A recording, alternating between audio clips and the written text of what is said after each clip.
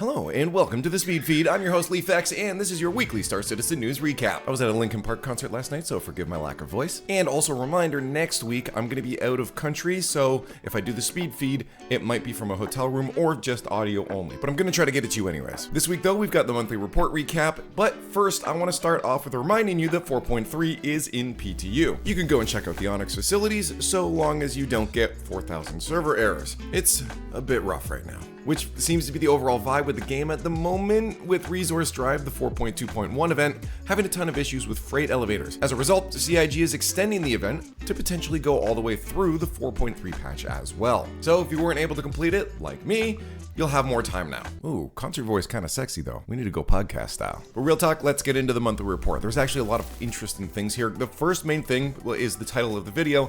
It looks like Engineering's getting really close. First up, you guys saw the sub-flare is going to be a fire suit. Obviously, fire is coming with Engineering. That's the first clue. Next though, in the monthly report, July saw Engineering gameplay enter tech preview preparation, with the devs moving the code into a new staging stream. They also added the ability to limit the number of active items per pool. Thruster temperatures are now visible on the screen, and the iconography between the diagnostics and engineering screens have been unified. The team also added further damage balance modifiers. For example, making fuses on sturdier ships harder to destroy. Diagnostics also received severity filters and item categories to make it easier to identify critical issues. Obviously, the main thing here is that it's getting into tech preview preparation. Tech preview being one of those steps that get us closer to Evocati, PTU, and then a live release. But while everything's being set on fire, CIG is also trying to make the verse feel more alive. They revisited shop behaviors to look for more opportunities to make the population feel more interactive. For example, leveraging the recent behavior found in medical stations where NPCs voiced their concerns about the regen crisis to add even more lore and flavor. It is cool, when I was playing one time, I walked up to a counter and heard a lady complaining that she had bought the best package for her mother or whatever, and why was there this regen crisis? Let's regen her mother.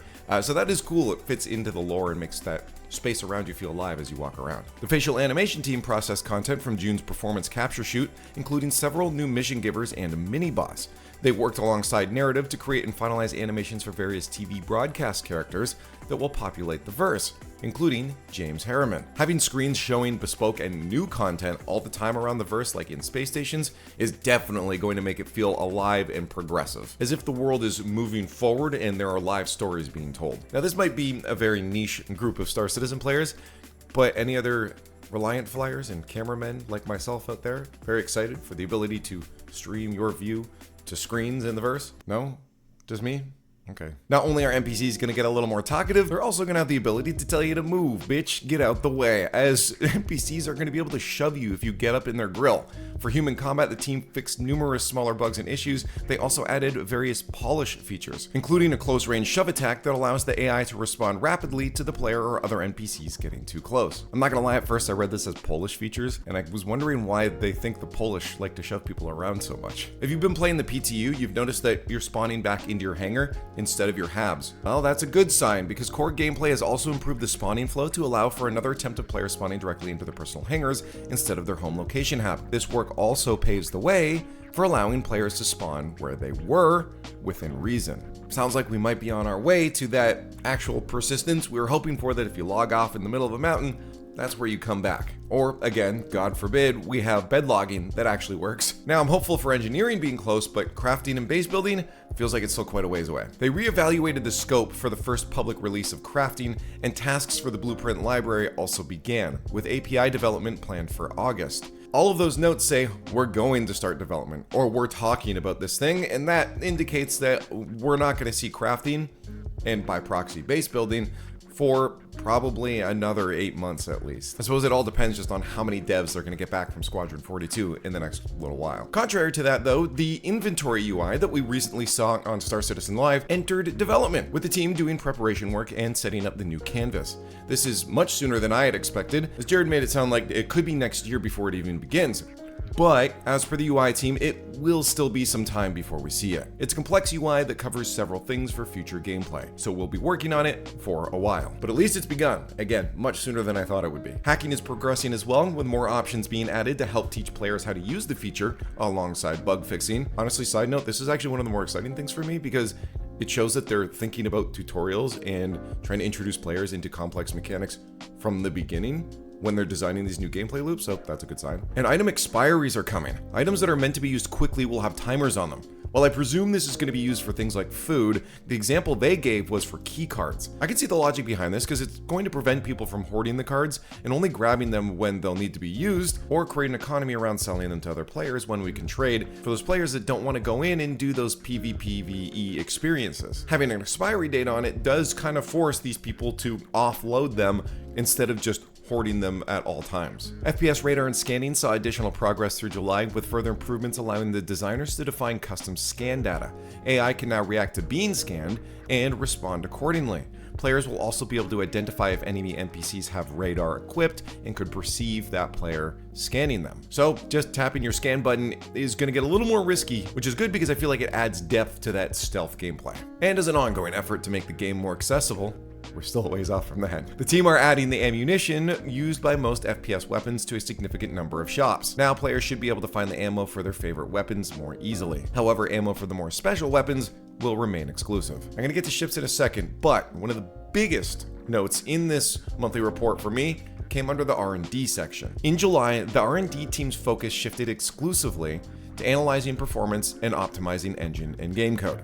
This will remain the primary focus for the foreseeable future. 2025 was supposed to be the year of bug fixing. While they have fixed a lot, we all see how many more problems have arisen. While optimization isn't directly in that category, I think it still loosely fits. I gotta tell you, it's wild how upgrading my PC made the game so much more enjoyable just by brute force being able to get more frames out of it. And I think that's what they're aiming for here, is they're recognizing that players are gonna be more willing to deal with some bugs and workarounds as long as they're getting a smoother frame rate experience. Optimization has obviously been underrated by CIG, so this is great by me, and I think it's gonna make that experience for newer players a little bit more approachable. Okay, on to ships. Let me rattle these off here. Anvil Paladin had its gray box gate review.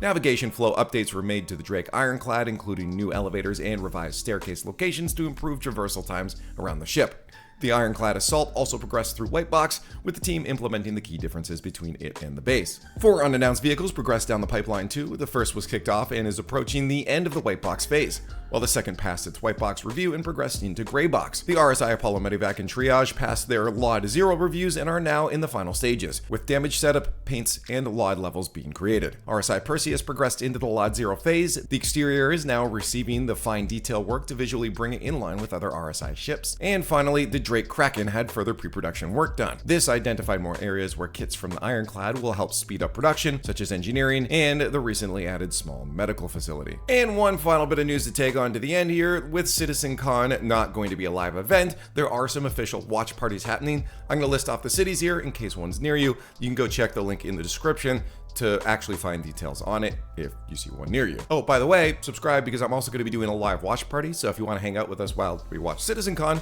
join us, that'd be fun. But in North America, we're looking at Austin, Texas, Salt Lake City, Utah, San Jose, California, Scottsdale, Arizona, Washington, DC, and of course Canada was forgotten about again. But over in Europe and UK, we've got Ebicon, Switzerland, Leicester, UK, Lyon, Spain, and Paris, France. Again, all those details are in a link in the description below if you want to check it out. But how do you feel about the current state of Star Citizen's playability and current development? I know it's been a little bit wishy-washy for a lot of people recently, but do you still have hope? Did anything in this monthly report excite you? Let me know in the comments below. Love having discussion with all of you. Shoutouts to all my Fourth Wall subscribers who allow me to do this weekly. And if you'd like to join, of course, there's also a link down below. It's the merch one. That's where you can also subscribe on Fourth Wall. It's like Patreon. But again, if I can't get an episode up next week, you can still keep up with the news and discussions in the Lounge Discord. Link also in the description below. You're already clicking off the video. Thanks for watching. Stay safe, be kind, and we'll see you in the verse.